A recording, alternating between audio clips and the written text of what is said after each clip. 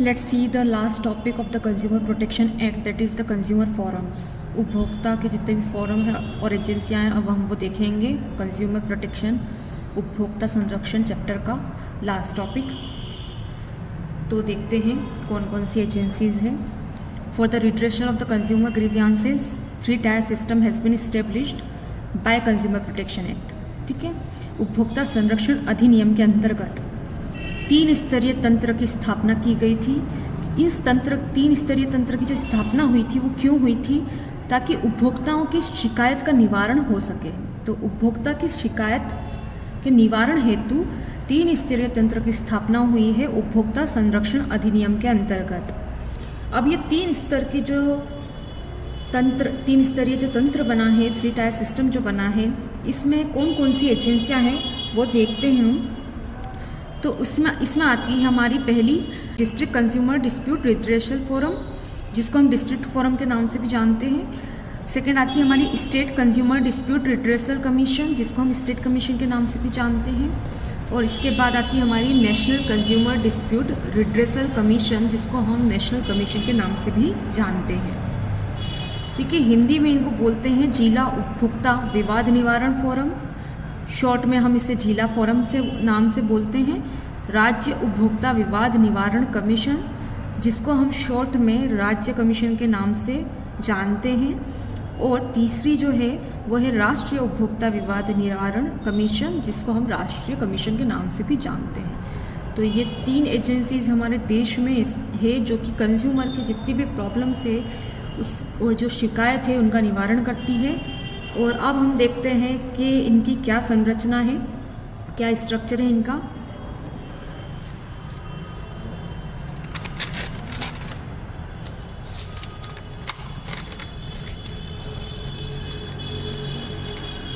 तो हम सबसे पहले डिस्ट्रिक्ट फोरम देखेंगे।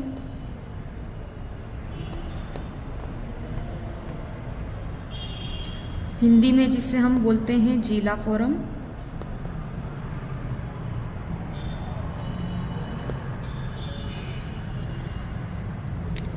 तो सबसे पहले देखते हैं कि कितने जिला फोरम हमारे देश में हैं, कितने डिस्ट्रिक्ट फोरम हमारे देश में हैं।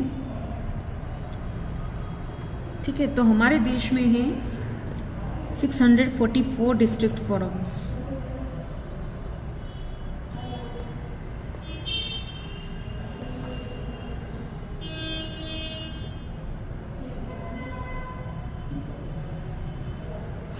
ठीक है, तो हमारे इंडिया में 644 डिस्ट्रिक्ट फोरम है, जिला फोरम है 644। अब इसके जो है मैनेजमेंट में कौन लोग हैं? तो इसके मैनेजमेंट में है एक प्रेसिडेंट,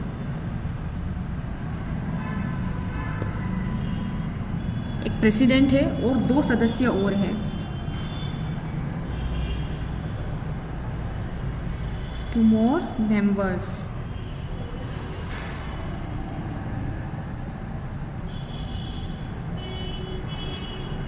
एक प्रधान है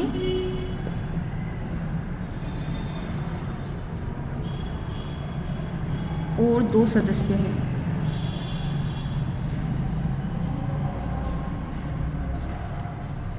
अब ये जो 2 सदस्य है, 2 more members, जो 2 सदस्य है, इसमें से एक जो है एक महिला होना आवश्यक है। ठीक है, तो इसमें से 1 member should be a women.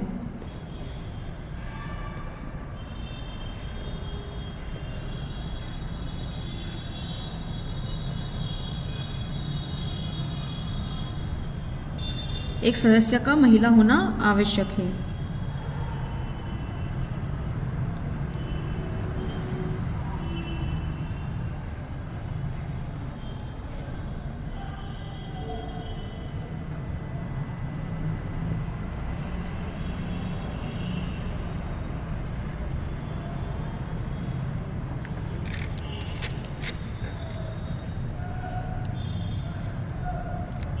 अब इनको कौन अपॉइंट करता है? प्रेसिडेंट को कौन अपॉइंट करेगा? और ये जो 2 मेंबर है जिसमें से एक का महिला होना आवश्यक है, तो इनको नियुक्त किसके द्वारा किया जाता है?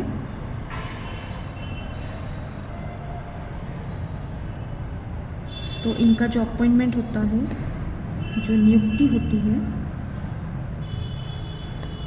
वो की जाती है हमारी राज्य सरकार द्वारा। हमारी स्टेट गवर्नमेंट क्या करती है, इनको नियुक्त करती है। ठीक है, राज्य सरकार द्वारा इनकी नियुक्ति होती है।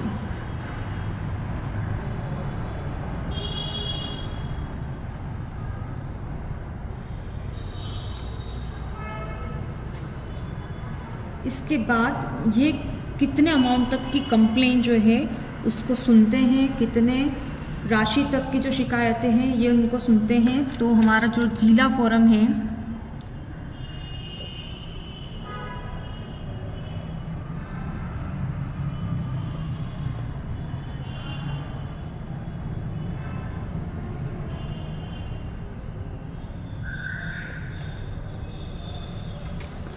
तो हमारा जिला फोरम सुनता है शिकायतों को, कंप्लेंट्स को, जो कि होती है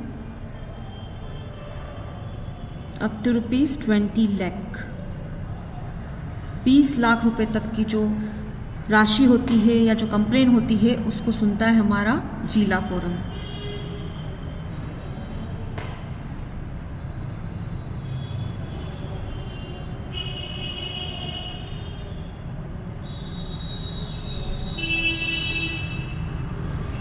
₹20 लाख रुपए तक की शिकायतों को जो है हमारा जिला फोरम सुनता है।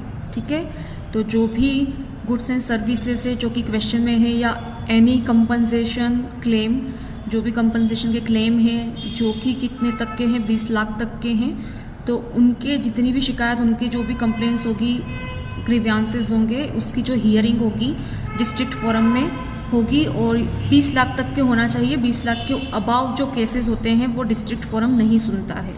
डिस्ट्रिक्ट फोरम सिर्फ 20 लाख तक के जो केसेस होंगे जिसके अंदर 20 लाख तक का मुआवजा मांगा गया हो या कोई नुकसान हो जो कि 20 लाख के अंदर आता हो, तो उसकी कंप्लेंट्स जो होगी वो सिर्फ डिस्ट्रिक्ट फोरम सुनेगा, हमारा जिला फोरम सुनेगा। अब यहाँ पे प्रोसीजर क्या होता है कि ये एक जिला फोरम जो होता है नोटिस भेजता है कंसर्न पार्टीज़ को कि उनके अगेंस्ट जो है कंप्लेंट फाइल की गई है, और अगर ज़रूरी होता है तो वो जो सैंपल है वो भी लैब में भेजता है। गुड्स एंड अगर कोई गुड्स प्रोडक्ट है तो उसका सैंपल भी लैब में भेजता है। सैंपल का जो रिज़ल्ट आता है उसके बेसिस पर, और जो दोनों पक्ष के जो वो होते हैं, मत होते हैं या उनकी जो शिकायत होती है, दोनों को सुनने के बाद वो अपना फैसला देता है डिस्ट्रिक्ट फोरम, जिला फोरम। ठीक है, अब डिस्ट्रिक्ट फोरम का अगर जो है फैसला वो किसी भी पार्टी को समझ नहीं पड़े या सही ना लगे तो वो क्या कर सकती है, आगे भी अपील कर सकती है। ठीक है, तो यहाँ पे जो भी अपील होगी अगेंस्ट द ऑर्डर ऑफ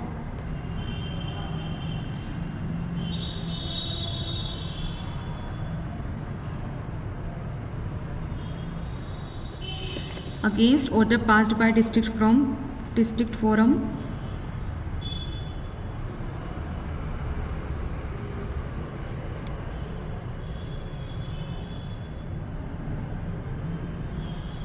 तो उसकी अपील हम कर सकते हैं स्टेट कमीशन में, can be done before the state commission.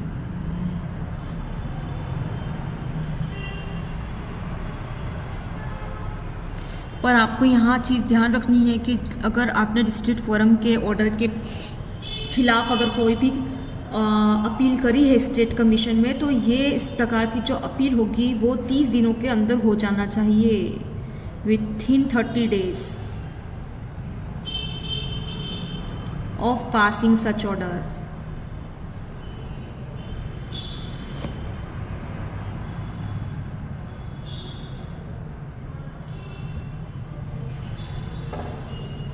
ठीक है, तो आप राज्य कमीशन में जिला फोरम का जो भी फैसला है उसके अगेंस्ट में क्या कर सकते हैं, अपील कर सकते हैं, याचना आप दे सकते हैं। लेकिन इस प्रकार की जो याचना होगी, ठीक है, वो होना चाहिए 30 दिनों के अंदर अंदर।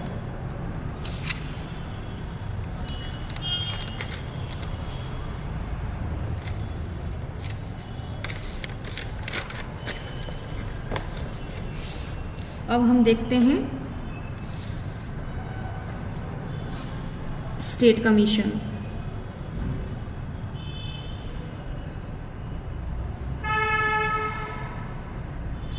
जिसको हम राज्य कमीशन भी कहते हैं।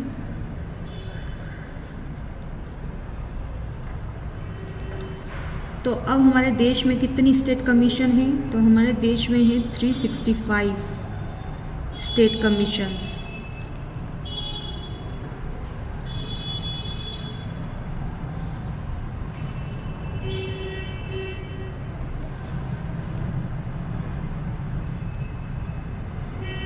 तीन 365 राज्य कमीशन, स्टेट कमीशन है हमारे देश में। अब इसका प्रबंध भी देखते हैं। तो इसके प्रबंध में भी क्या है? एक प्रेसिडेंट है, अ प्रेसिडेंट,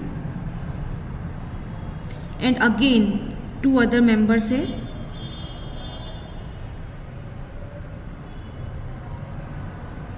ठीक है, एक प्रधान है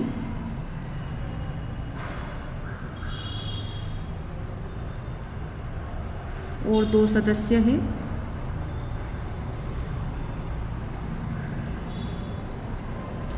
फिर अगेन ये जो 2 सदस्य है इसमें से एक का महिला होना आवश्यक है।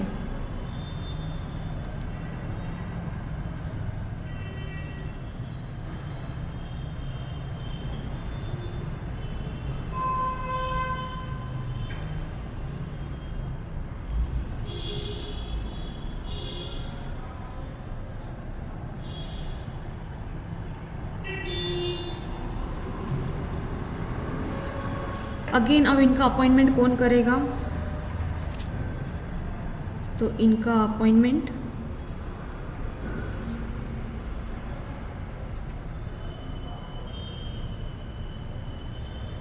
इनकी नियुक्ति की जाएगी हमारी अगेन स्टेट गवर्नमेंट द्वारा।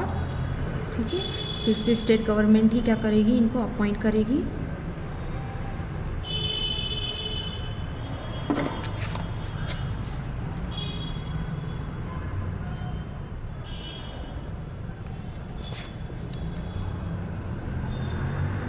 राज्य सरकार द्वारा ही इनका क्या होगा? नियुक्ति होगी।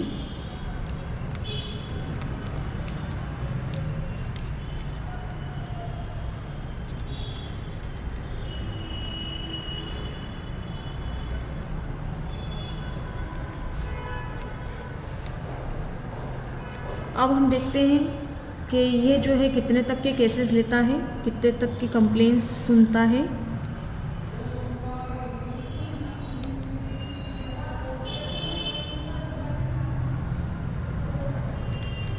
तो ये शिकायतों का निवारण करता है ऐसे केसेस का जहाँ पे जो शिकायत होती है उसका अमाउंट 20 लाख से अधिक हो, मोर देन 20 लाख।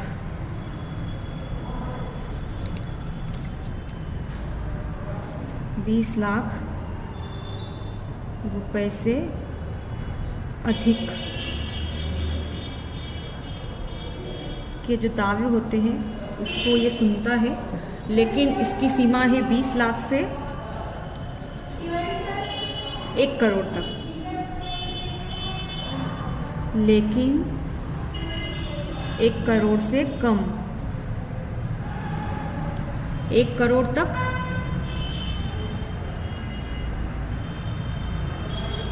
या 1 करोड़ से कम तक के दावे, लेकिन 1 करोड़ तक के दावे। ठीक है, more than 20 lakh rupees but up to only 1 crore. सिर्फ 1 करोड़ रुपए तक के जो दावे होंगे वो ये सुनेगा आपका स्टेट कमीशन। 20 लाख के ऊपर के दावे, लेकिन 1 करोड़ से कम के दावे। तो कोई भी अगर गुड्स एंड सर्विसेज है अगेंस्ट जिसके हमने कंप्लेन रिसीव करी हो या कमीशन ने कंप्लेन रिसीव करी हो, और एनी कंपनसेशन क्लेम, कोई भी कंपनसेशन या क्षतिपूर्ति का जो है दावा दिया गया है जहाँ पे गुड्स की या कंपनसेशन की जो कीमत है वो 20 लाख से ऊपर है लेकिन 1 करोड़ से कम है, तो such type of complaint will be heard by state commission. ठीक है, इस प्रकार की जो कंप्लेन होगी वो राज्य कमीशन सुनेगी। अगेन इसका प्रोसीजर सेम है, जैसे कि डिस्ट्रिक्ट फोरम करता है वैसे ही स्टेट कमीशन केस को सॉल्व करती है। सबसे पहले जो भी कंसर्न पार्टीज है उसको नोटिस भेजा जाता है, जिनके खिलाफ कोई भी कंप्लेन आई है या कोई शिकायत आई है उनको नोटिस भेजा जाता है। अगेन दोनों पार्टीज़ को सुना जाता है प्रॉपरली, सारे सबूत देखे जाते हैं, दोनों के जो दावे हैं वो देखे जाते हैं। अगर ज़रूरी होता है तो अगर कोई गुड्स है या कोई प्रोडक्ट है तो उसके सैंपल लैब में भेजे जा सकते हैं। And after getting the result of that sample and after hearing both the parties, जो भी आदेश जो भी ऑर्डर होता है वो स्टेट कमीशन पास करती है। एंड एक बार स्टेट कमीशन ने कोई ऑर्डर पास कर दिया है तो उसके अगेंस्ट अगर कोई भी पार्टी को आगे सुनवाई करवानी है या आगे जो है प्रोसीजर करना है तो वो उसकी अपील कर सकती है नेशनल कमीशन में। सो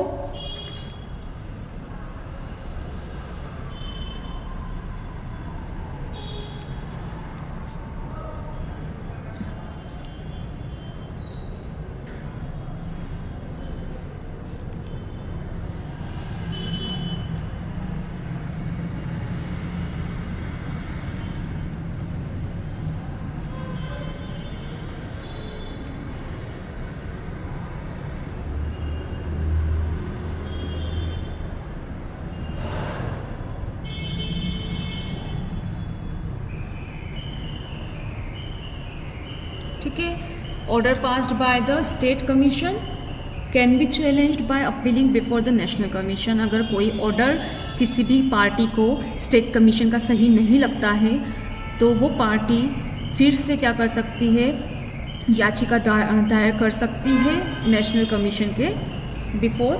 और ये इस प्रकार की जो याचिका होगी वो भी क्या होना चाहिए, विथिन 30 डेज क्या होना चाहिए, दायर की जानी चाहिए विथिन 30 डेज।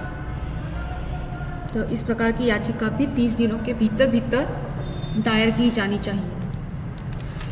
तो अब हमने राज्य कमीशन देख ली है, स्टेट कमीशन देख ली है, डिस्ट्रिक्ट फोरम भी हम देख चुके हैं। आप देखेंगे हम नेशनल फोरम।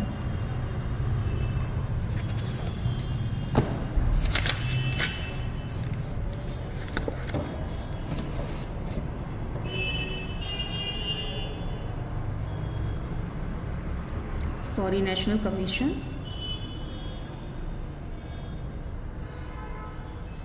जिसको हम राष्ट्रीय कमीशन भी बोलते हैं। ठीक है, तो अभी जैसे कि आपको नाम दिख रहा है नेशनल कमीशन, राष्ट्रीय कमीशन मतलब राष्ट्र में एक ही होगी, तो इसका जो कार्य क्षेत्र है वो हमारा पूरा देश हो जाता है। ठीक है,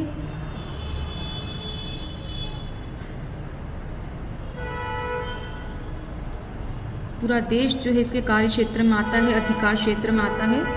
हम इसको अधिकार क्षेत्र भी बोल सकते हैं।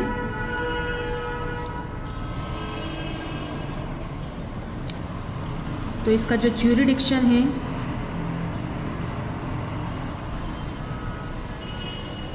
वो पूरी कंट्री होती है, हमारा पूरा देश होता है, होल कंट्री। ठीक है, अब इसका हम देखते हैं कि इसकी क्या संरचना है, क्या प्रबंध है इसका। तो इसके अंदर होता है एक प्रेसिडेंट,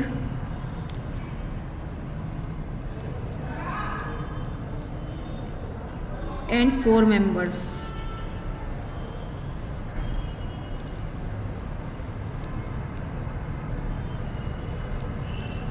ठीक है, एक प्रधान है और 4 सदस्य हैं। अगेन इन 4 सदस्यों में ये जो 4 मेंबर्स है, 4 सदस्य है, इसके अंदर एक महिला का होना आवश्यक है। One should be a women.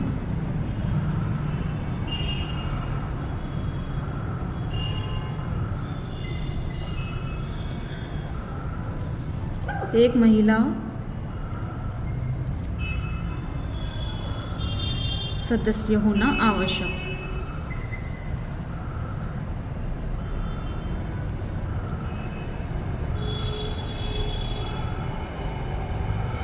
अब इनका अपॉइंटमेंट कौन करेगा, इनकी नियुक्ति कौन करेगा?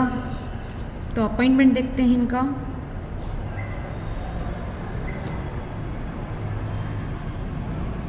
तो इनकी नियुक्ति हमारी राज्य सरकार नहीं करती है, इनकी नियुक्ति और इनका अपॉइंटमेंट करती है हमारी केंद्रीय सरकार।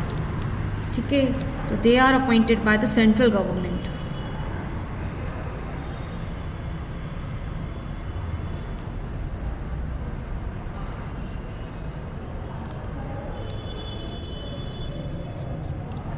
अब ये कितने तक के केसेस लेते हैं? तो कंप्लेंट्स और केसेस, शिकायतें, ये लेते हैं जो शिकायतें या जो भी क्षतिपूर्ति का दावा है, कंपनसेशन क्लेम है जो कि 1 करोड़ के ऊपर है।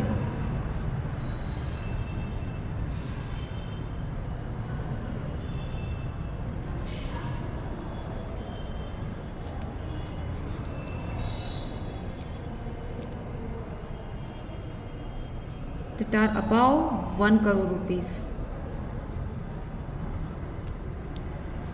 तो वो वाले जो केसेस है वो ये लेता है हमारा नेशनल कमीशन। ठीक है, 1 करोड़ से अधिक के दावे, तो 1 करोड़ से अधिक के दावे होते हैं, उनकी सुनवाई करने का काम होता है हमारे राष्ट्रीय कमीशन का, नेशनल कमीशन का।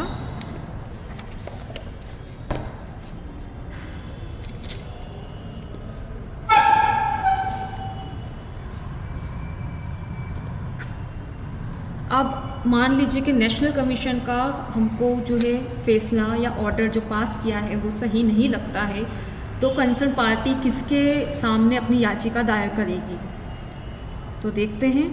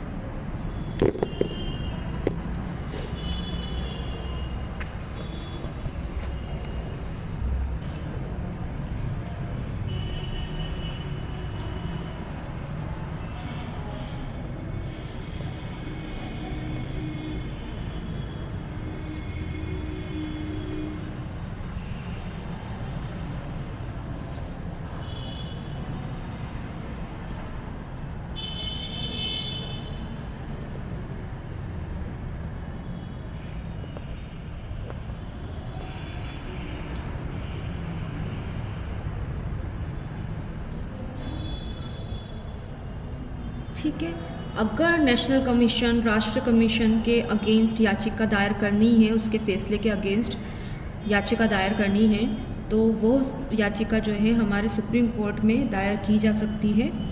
ठीक है, हमारे उच्चतम न्यायालय में याचिका दायर की जा सकती है। So any appeal against the order passed by the national commission can be filed by the concerned parties before the supreme court. ठीक है,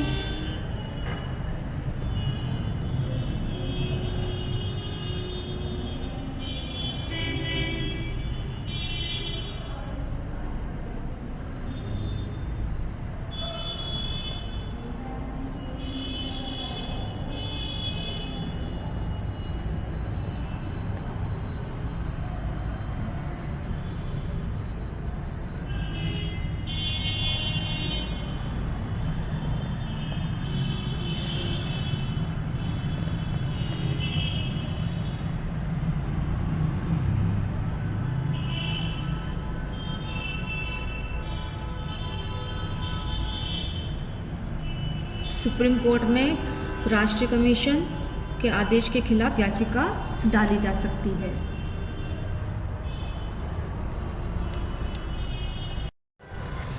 सुप्रीम कोर्ट को आप उच्चतम न्यायालय लिख सकते हैं।